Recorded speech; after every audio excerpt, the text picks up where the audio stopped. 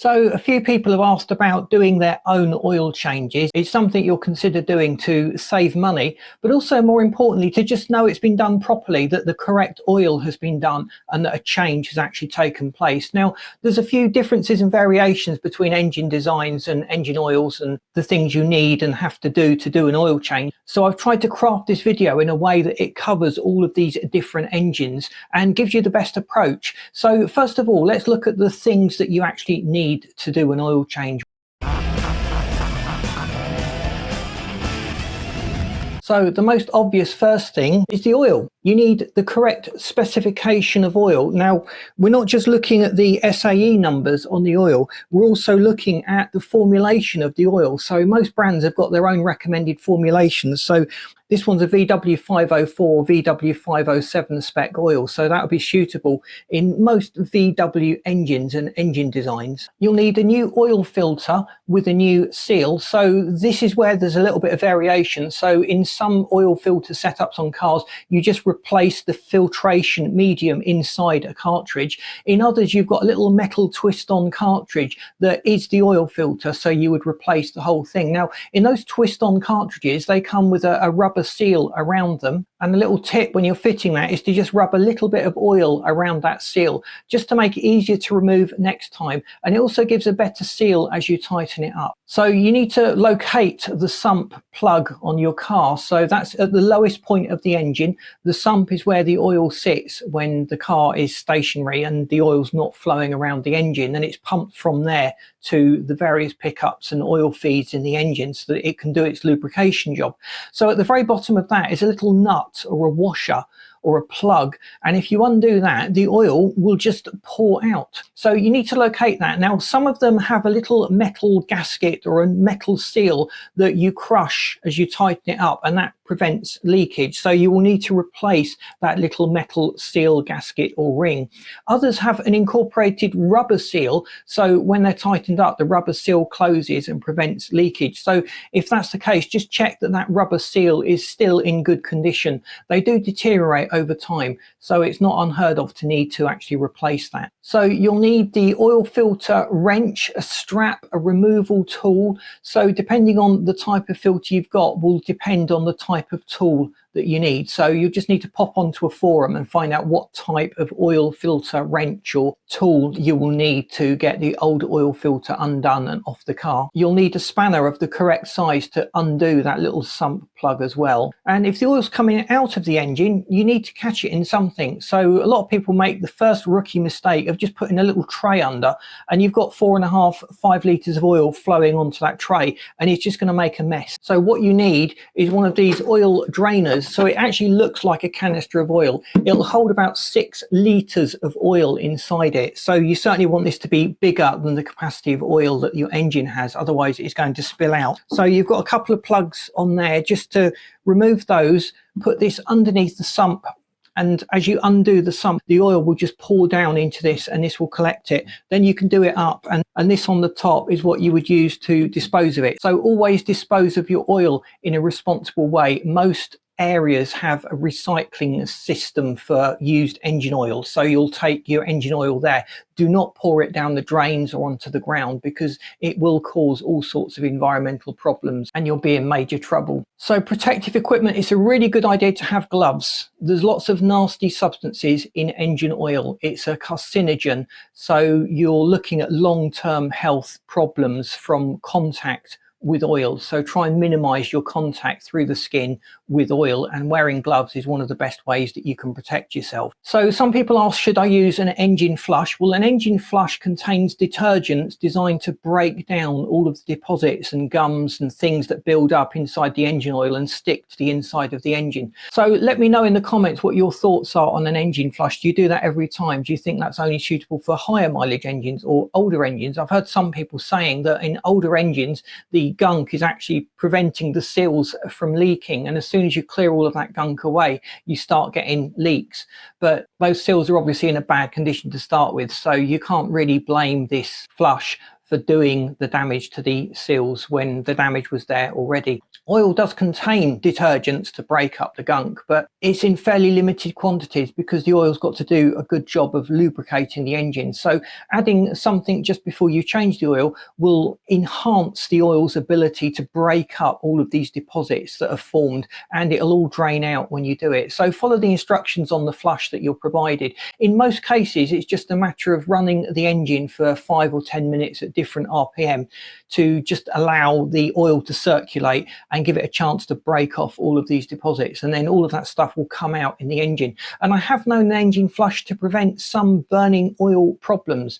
So where the oil scraper rings on the pistons have become clogged up with gunk, that has led to the engine burning oil to a small degree, but it's still been burning oil. And then after the flush has happened and this area has been cleaned out, the oil scrapers are able to do their job properly and return the oil to the sump rather than leave it embedded on the cylinder walls where it'll just burn off. So always drain the oil on a warm engine. Warm oil flows better. It'll be more quick to do this, and also you guarantee you'll get more oil out of the engine to start with. Step 2 is where you put your oil catch tank underneath the engine. So in a lot of cases you may need to elevate the engine, so finding a high curb, finding some axle stands or maybe some ramps that you can get the front of the car up on will just give you enough clearance underneath. And in some cars you've got an underbelly protection tray that you need to remove before you can even get access to the sump plug. So manufacturers are making it more and more difficult for the home user to do a simple thing like an oil change,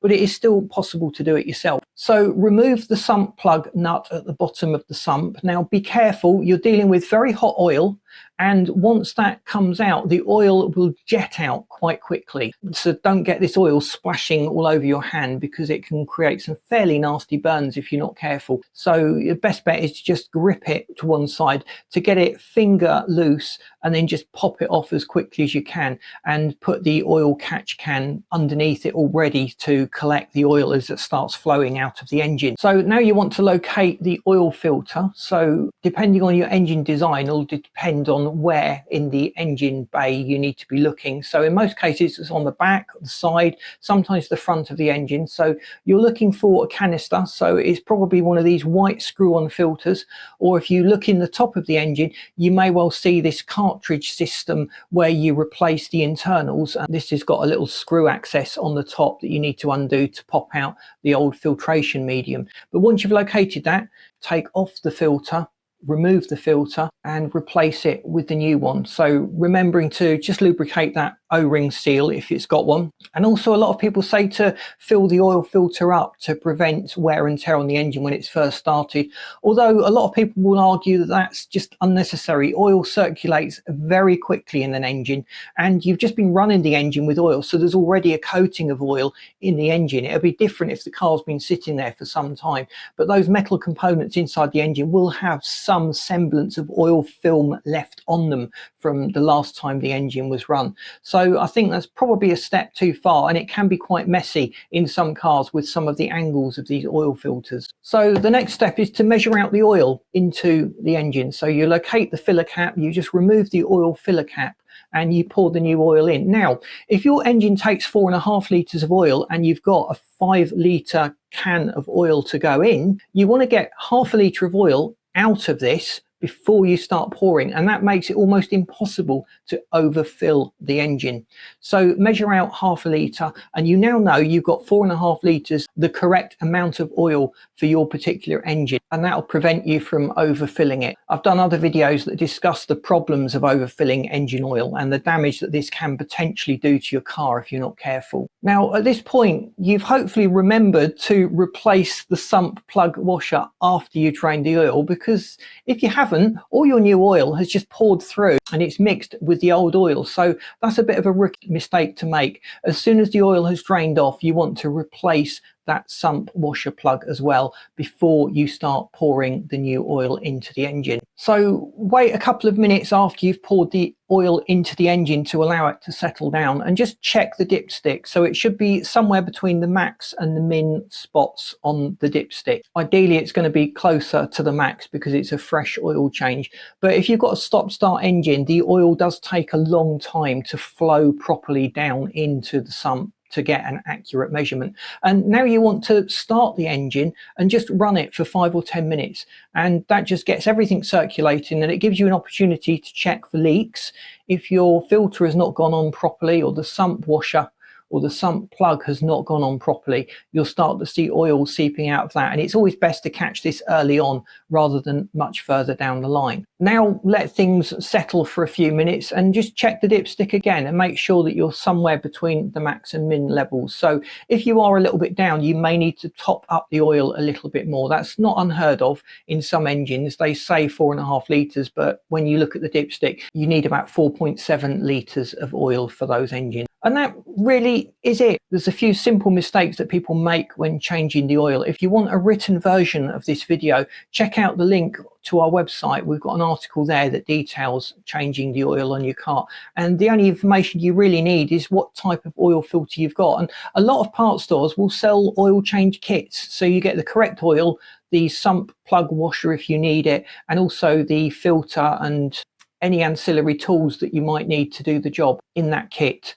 So once you've got that, you'll be equipped to actually do the job. The frustrating things, as I've said, is pouring the new oil in and it goes straight through the engine into the can that's got all of the old oil in. I think we've all done that once or twice in our life. So don't fall into that trap. And always check that you've got the correct filter. It's really frustrating when you've got your car in pieces and you've just noticed that the new filter is a completely different size to the old one. So that's worth just double checking the part that you've purchased before you actually start disassembling everything and getting into it. So I hope this has been useful to you. You now feel equipped and empowered to change your oil. It does require a bit of time, but you'll know it's been done properly. You won't have a garage mechanic trying to cross-sell other unnecessary work as well, and you also know that the correct oil has been used, so that can probably save you from about an hour's labor charge in a garage. It will often take you a little bit longer than a garage because they've got the tools, they do it day in, day out, and you're going to be scrabbling around trying to get the car elevated and trying to locate the tools that you need. So let me know in the comments if you've done oil changes on the car yourself and what your experiences are. Have you got any tips to pass on to others? And do you do this to save money or to have the confidence that the job has been done properly? Please boot that like button. That really does help us to get out there. And I've lined this video up for you that you should find really interesting if you just want to get the best out of your car. Thanks for watching. See you in this next video. And if you haven't subscribed, please do so. We'd love you to stay tuned.